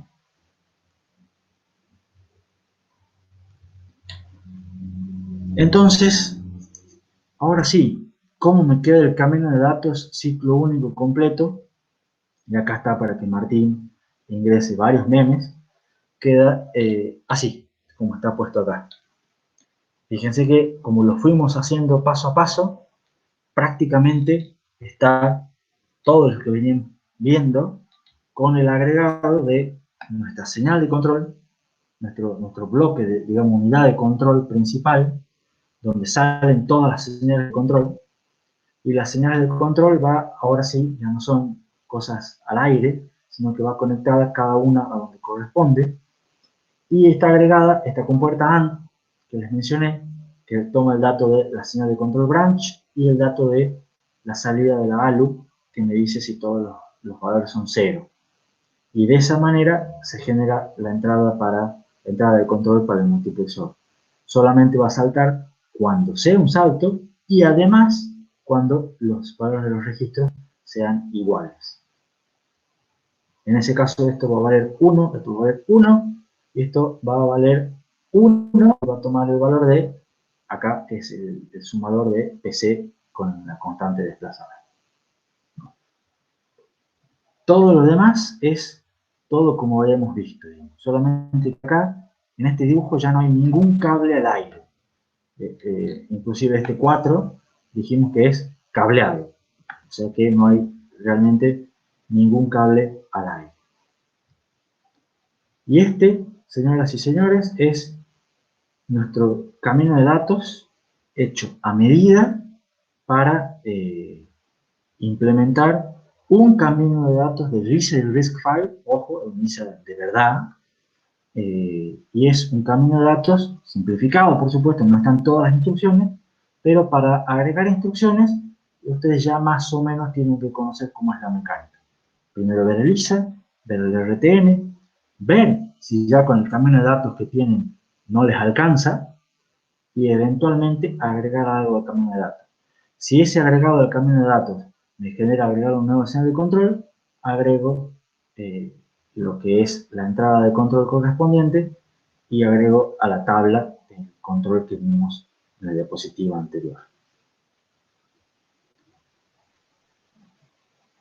Entonces algo dice, si diseñar un procesador nomás es un lío, imagínate armarlo. Y bueno, por algo los procesadores de Intel cuestan, digamos. Hay gente que lo diseña, después hay que armarlo, después hay que fabricarlo, no es una cuestión fácil. De hecho, creo que les dije en un momento dado, el procesador hoy en día es probablemente la mejor máquina que ha hecho el hombre en su humanidad, en toda la historia de la humanidad, porque no digo que sea la más importante, pero digo que realmente el laburo de ingeniería que hay es tremendo, sin duda, sin duda. Bueno, no hemos terminado el tema con esto. Me quedan un par de diapositivas más, que tienen que ver con cómo hacemos el timing del camino de datos. Fíjense que, como al principio del tema vimos que esto es una cuestión de bloque combinacional que está entre dos digamos, componentes secuenciales de almacenamiento, que vendría a ser acá únicamente PC. PC es el que me está determinando el comienzo y el fin del ciclo. Cuando PC se escribe con el nuevo valor, ya empieza un ciclo nuevo. Entonces, ahora la duración de ese ciclo estaba determinada por el mayor retardo. Ahora, ¿cuál es el mayor retardo? Tenemos que determinar en el dibujo anterior cuál es el camino crítico. Y si ustedes se ponen acá, les muestro acá, les digo, ¿cuántos bases tiene esto? Y ustedes van a ver que hay caminos por todos lados. Porque de vuelta, no fuimos ahorrativos con ningún recurso. Y pusimos ALU, dos sumadores, multiplexores por aquí, tiramos cables por allá. O sea, no...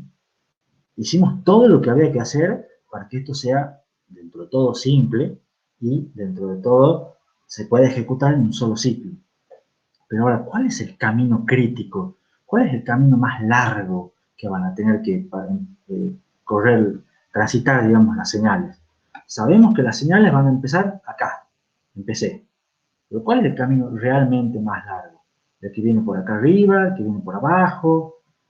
¿Se entiende la pregunta?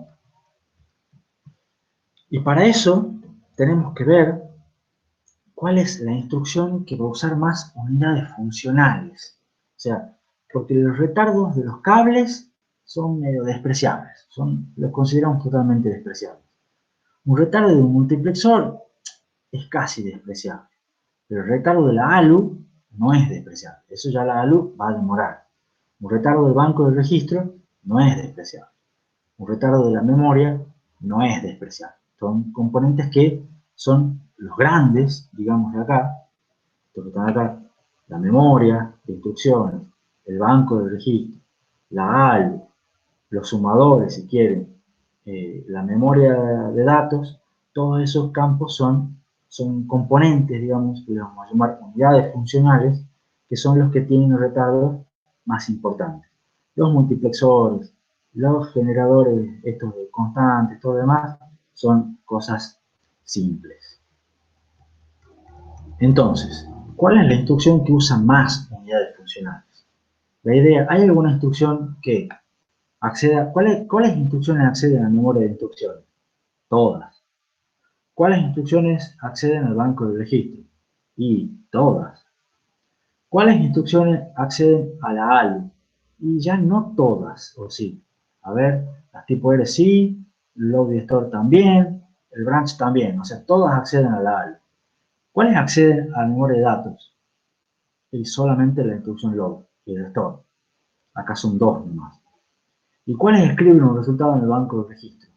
Solamente, la instrucción load y la instrucción tipo R también. Pero hay una que hace todas las cosas, y la que hace todas las cosas es, como dice Franco en el chat, es la instrucción load. La instrucción load es la que sí o sí pasa por todo el camino y utiliza todo. Y ustedes me dicen, bueno, pero el branch está por aparte, pero fíjense que el camino de datos, de vuelta, lo que necesita este branch, o sea, este valor está disponible apenas sale PC. Este valor está disponible apenas, sale la instrucción, digamos, cuando está este valor acá, dijimos que era un retardo casi despreciable, esto está acá, o sea que este sumador en realidad está medio en paralelo con el banco de registro. ¿No? Este sumador está en paralelo con la memoria de instrucciones, o sea que en realidad estos sumadores tampoco están influyendo, ni para el branch, ni para ninguna.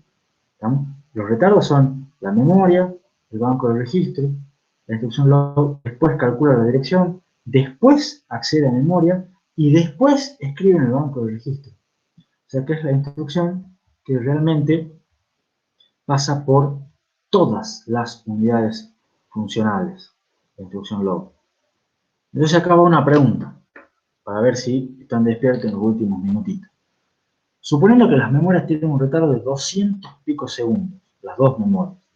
La ALU y los sumadores también tienen un retardo de 200 picosegundos. Y el banco de registros de 100 picosegundos. Todos los demás son despreciables. ¿Cuánto va a demorar la instrucción load en ejecutarse?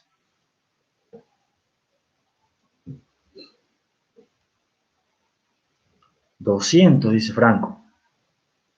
No, todavía no hay ningún pipe. Vos estás haciendo todo acá en un solo ciclo.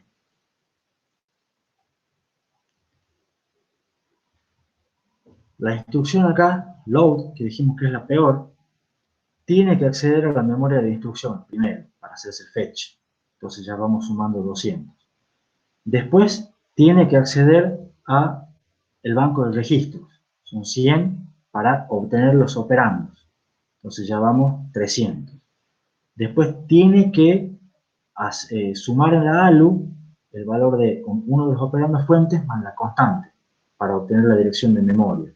Eso demora 200. O sea que ya vamos 500. Como dicen Jonás y Gabriel, no hemos terminado aún con el load. Una vez que tengo la dirección, tengo que acceder a la memoria de vuelta para buscar el dato.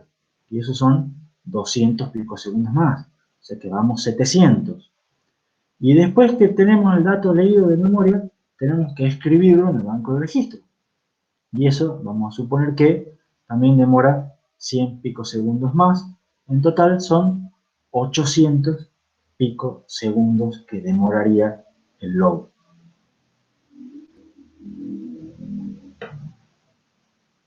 ¿Se entiende para todos por qué el load demoraría 800?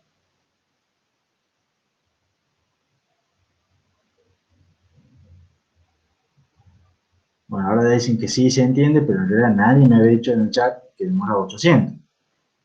Y ahora les hago una pregunta, ¿cuánto demoran las demás? Si el load demora 800, ¿cuánto demora el store? Por ejemplo, menos de 800, dice Martín. Bien, me gusta su manera de pensar, pero ¿cuánto? ¿Cuánto demora el store, por ejemplo? Vamos con el store de vuelta. El store tiene que acceder a la memoria de instrucciones, seguro, para hacer el fetch, son 200. ¿Accede al banco de registros para leer los operandos? Sí. Suma 100 más, vamos, 300.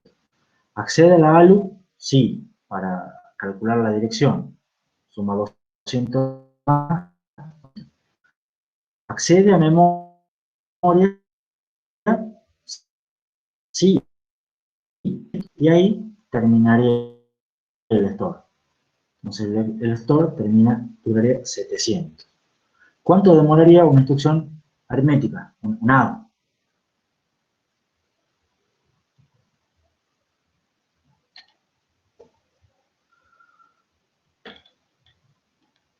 A ver quién me dice cuánto demoraría un add. Demora 200 de acceder a la memoria de instrucciones, 100 de acceder al banco de registros, 200 de la ALU y 100 de volver a acceder al banco de registros, porque un add no hace falta que acceda a memoria. En total demoraría 600. ¿Y cuánto demoraría un branch? Tiene que acceder a la memoria de instrucciones 200, accede al banco de registros, claro, para poder comparar los registros, o sea que vamos 300.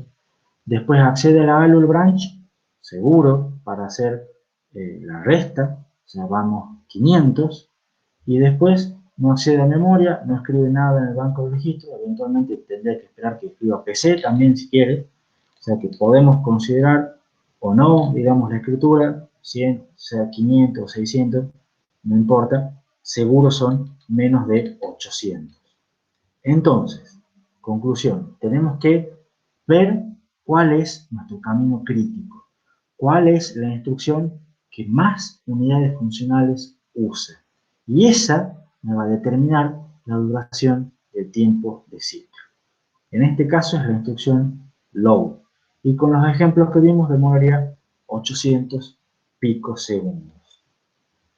Pero esto nos implica que estamos violando un principio de diseño. ¿Cuál es el principio de diseño que estamos violando?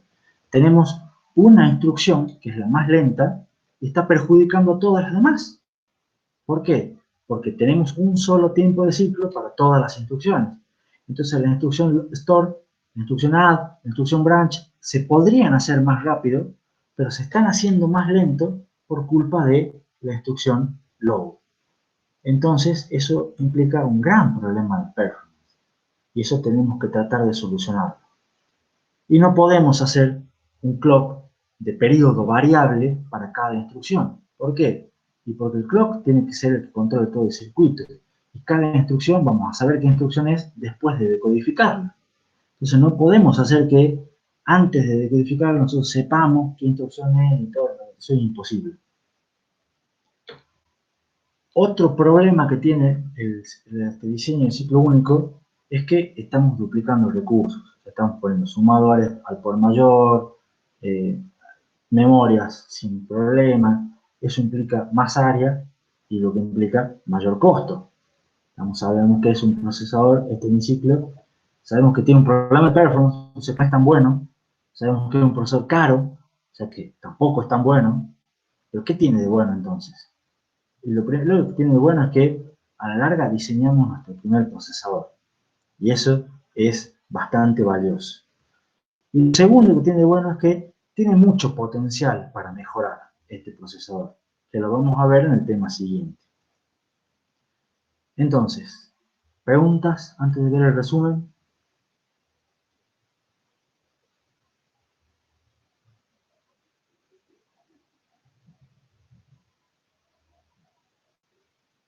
No hay preguntas. Bueno, entonces, ¿cómo diseñamos un procesador? Partimos desde el ISA, desde la arquitectura del set de instrucciones. Con el ISA hacemos el RTL de las instrucciones para ver qué es lo que queremos que hagan esas instrucciones. Nosotros en particular en el tema usamos un subconjunto, pero la técnica es general.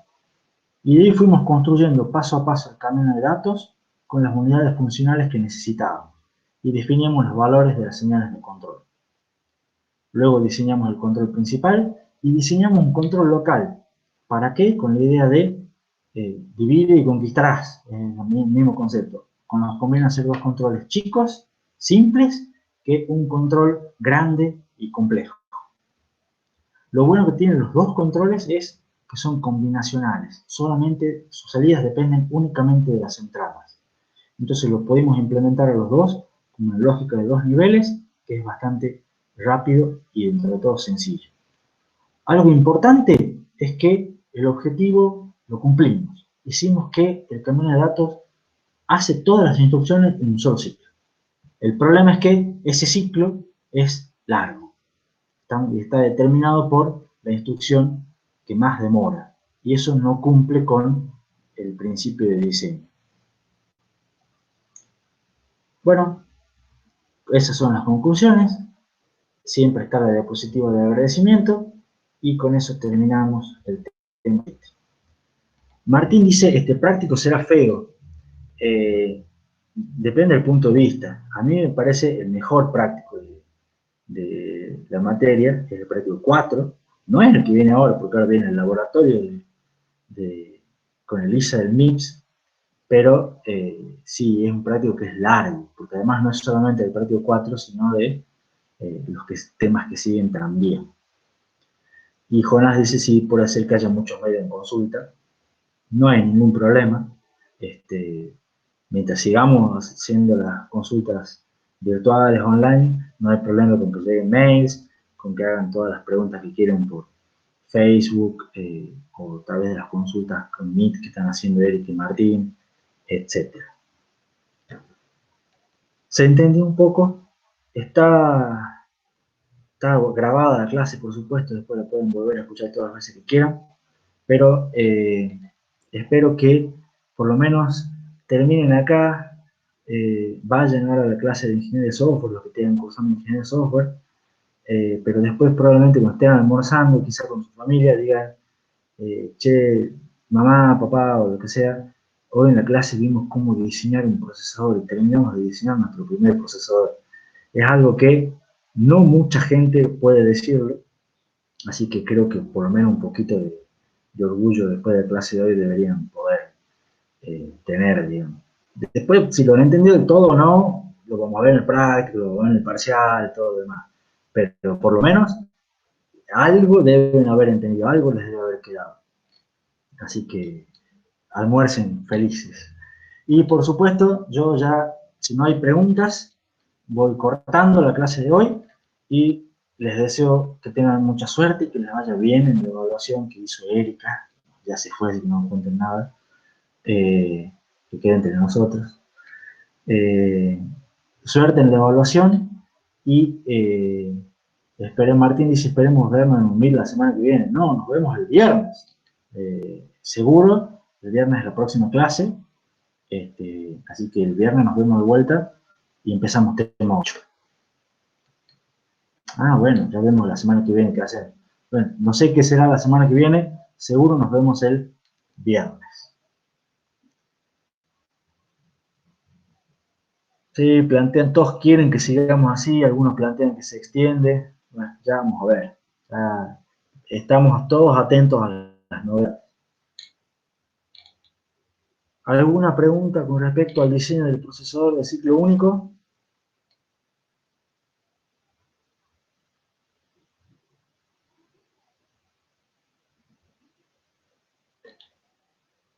Bueno, no parece haber preguntas, entonces corto con la grabación. Nos vemos, chicos, hasta el viernes, si Dios quiere.